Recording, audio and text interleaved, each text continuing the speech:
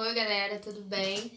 Na aula de hoje a gente vai falar sobre o Renascimento e o que foi então o Renascimento Europeu.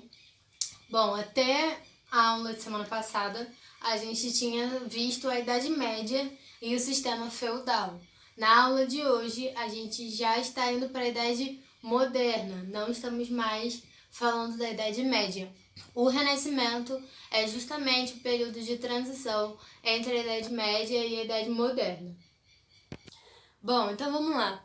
A gente está saindo de um período da Europa em que a gente estava no sistema feudal, a igreja comandava todo o sistema, praticamente.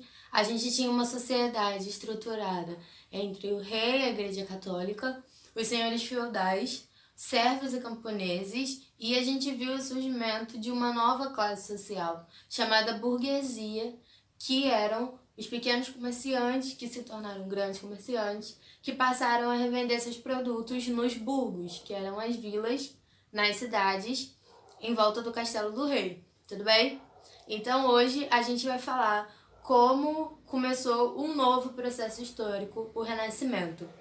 Se deu, basicamente, porque a galera olhou para a sociedade que estava e viu que não funcionou, não deu certo. Ou seja, todo esse período da Idade Média foi considerado um período de Idade das Trevas, o que vocês já devem ter ouvido falar, que a Idade Média é conhecida como a Idade das Trevas, porque a população daquela época, a sociedade daquela época, não aceitou mais aquele modelo. E aí, eles tentaram ver uma nova saída para a sociedade, o que a gente podia fazer para melhorar o sistema que eles estavam, a vida na sociedade que eles estavam. Então, a solução que eles encontraram foram buscar na antiguidade clássica novos moldes para a sociedade. Eles basicamente colocaram como antagônicos a antiguidade clássica greco-romana com a Idade Média. Ou seja, nada da Idade Média servia mais para eles. Tudo que eles queriam agora era retornar às bases da sociedade greco-romana para fazer um novo sistema social.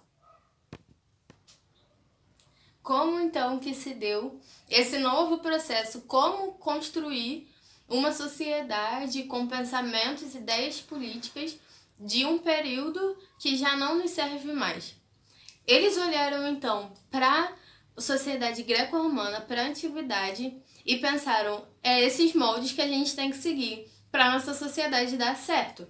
Então eles tentaram resgatar a cultura greco-romana, tanto nas literaturas, quanto nas artes, quanto nas ciências, na política, e tentaram buscar a essência do seu pensamento greco-romano.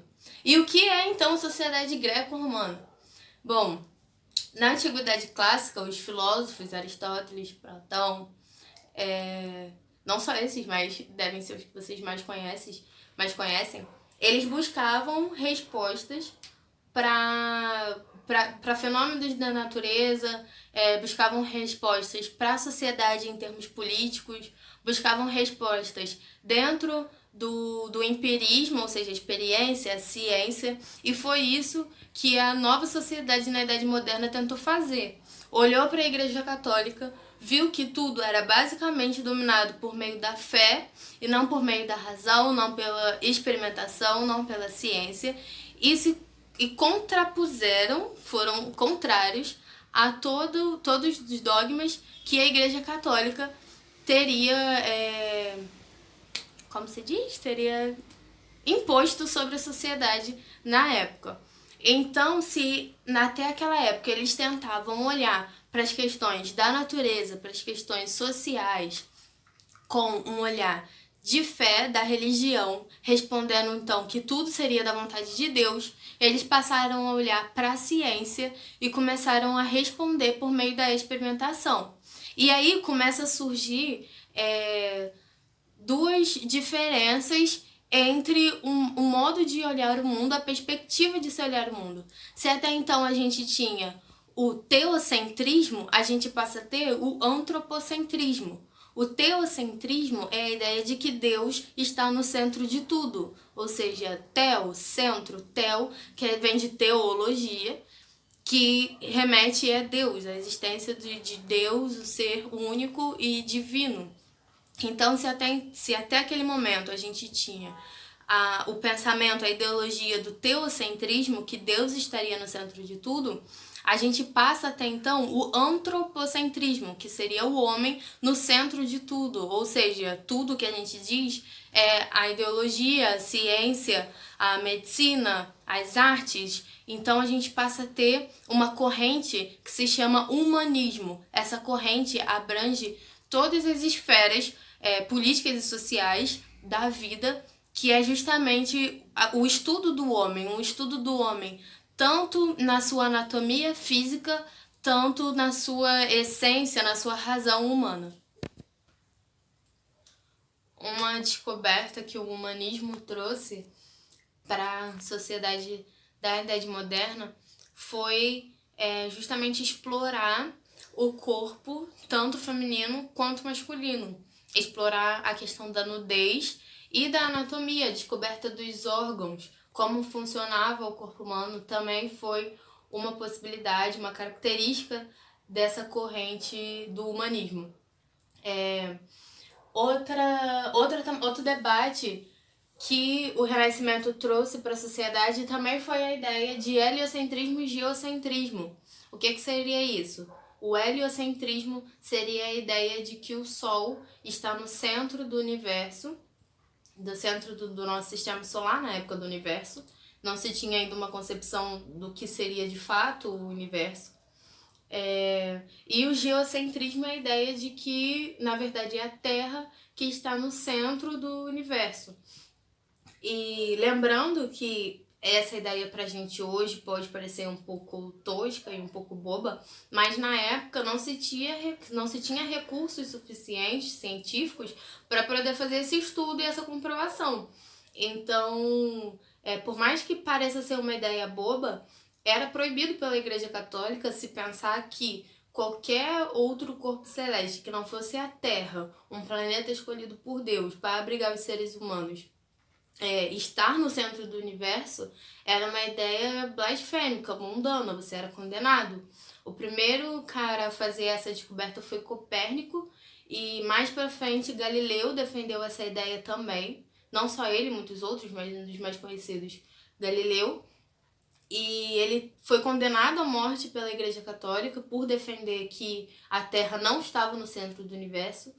E ele foi condenado à morte e voltou atrás, falou então que ele não defendia essa teoria justamente por não querer ir para a fogueira. E aí ele acabou voltando atrás, mas enfim, ele constatou e defendeu que, na verdade, o que a gente vive é o heliocentrismo e não o geocentrismo. O Renascimento, não só nas ciências, mas em diversos outros campos, incluindo a ciência, mas no pensamento político, nas artes, na literatura, trouxe uma enxurrada de modificações, assim, de mudanças no pensamento. No campo político, um dos exemplos mais célebres que a gente tem é Maquiavel. Maquiavel é aquele cara que defende que os fins justificam os meios, e isso era um pensamento completamente novo. O que ele quer dizer com os fins justificam os meios? Quer dizer que não importa o que você faça no meio do caminho, toda a medida que você toma para se chegar a um resultado esperado, ela é justificada, ela é necessária. E por isso que os fins justificam os meios. Nicolau escreveu Um Príncipe, que é um livro muito aclamado até hoje dentro das ciências políticas, dentro da faculdade a gente lê. Foi um cara que revolucionou, não O Pequeno Príncipe, O Príncipe, o nome do livro, ele revolucionou o pensamento político na época do Renascimento.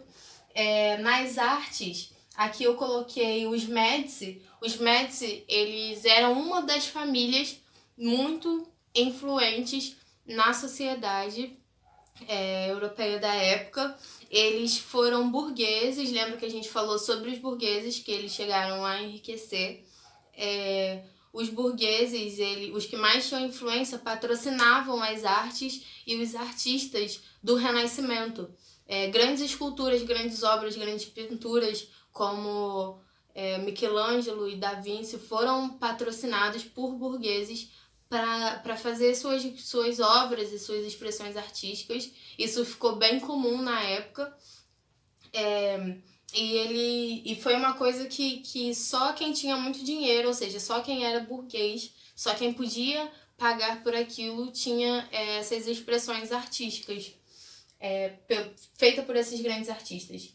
Os Médici, eles foram uma das famílias com bastante influência que patrocinou grandes obras, grandes artes. Os papas mecenas, que foi Júlio II e Leão X, alguns falam Leão X, mas enfim, eles foram papas que foram eleitos pela burguesia local, pela burguesia da Itália, e não só dentro da Itália, mas essas famílias tinham grandes influências também dentro da Europa inteira. O Renascimento ele começou a acontecer na Itália, mas ele foi se espalhando por todo o continente europeu. Outra característica nas artes que também é muito expressivo é um quadro chamado Nascimento de Vênus. Agora eu queria convidar você a pegar o seu livro na página 218 e ver a imagem, a segunda imagem que está escrito Nascimento de Vênus. É uma obra que eu queria que a gente analisasse junto. Ela é muito característica dessa corrente humanista, justamente por ter muitas características que a gente falou aqui na aula. Se você reparar, a figura central é uma mulher. Como a gente falou, o corpo humano era muito explorado, foi o centro das atenções, por isso o nome da corrente é o humanismo. Mas é uma mulher que está nua, e Vênus, como a gente falou sobre esse resgate da cultura greco-romana, Vênus é uma deusa romana, e esse quadro foi pintado na época do Renascimento, ou seja, não estava mais na Antiguidade Clássica, mas essa necessidade, essa busca pela sociedade greco-romana fez com que os artistas pintassem muitos deuses gregos e romanos justamente para trazer de volta esse tipo de pensamento, de artes, enfim. A Vênus é uma deusa romana que foi pintada no corpo de uma mulher, e como a gente pode ver, essa mulher não tem nenhuma modificação no seu físico, não é tipo metade mulher, metade animal, não tem nenhuma característica de planetas, de estrelas. Por mais que ela leve o nome de um planeta, que Vênus seja um planeta hoje, aqui ela está representada como uma mulher.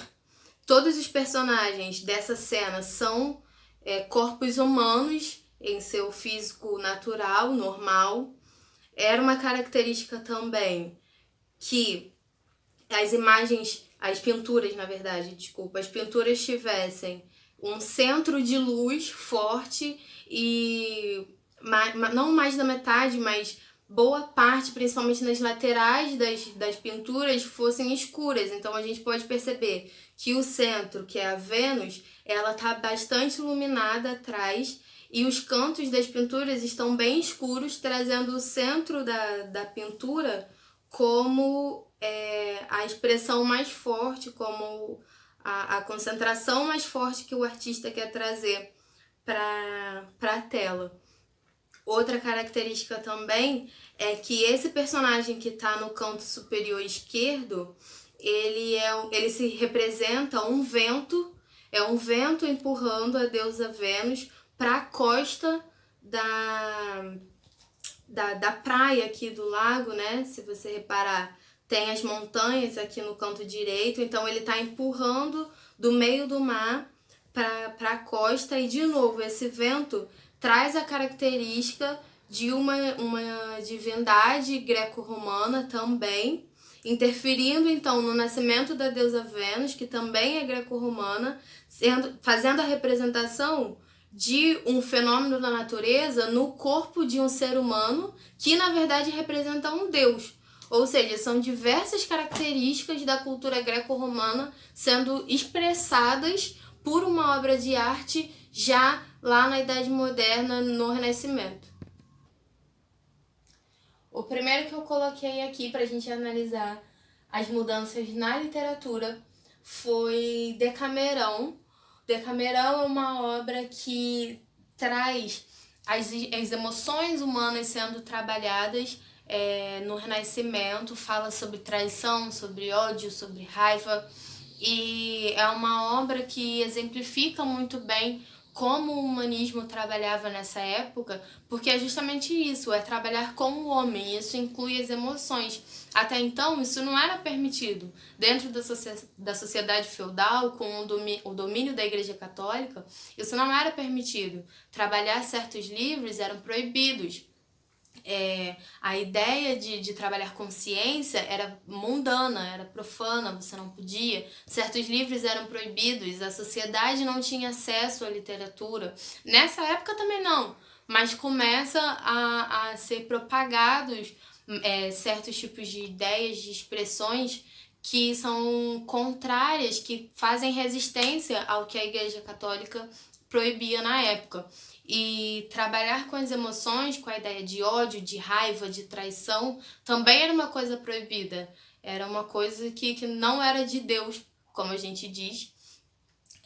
E aí, já no período de Renascimento, os artistas, então, os escritores, eles falam, não, vamos trabalhar com o homem, somos homens, vamos explorar o corpo, vamos explorar nossas emoções. E Decamerão é uma obra que fala justamente sobre isso, sobre as emoções humanas.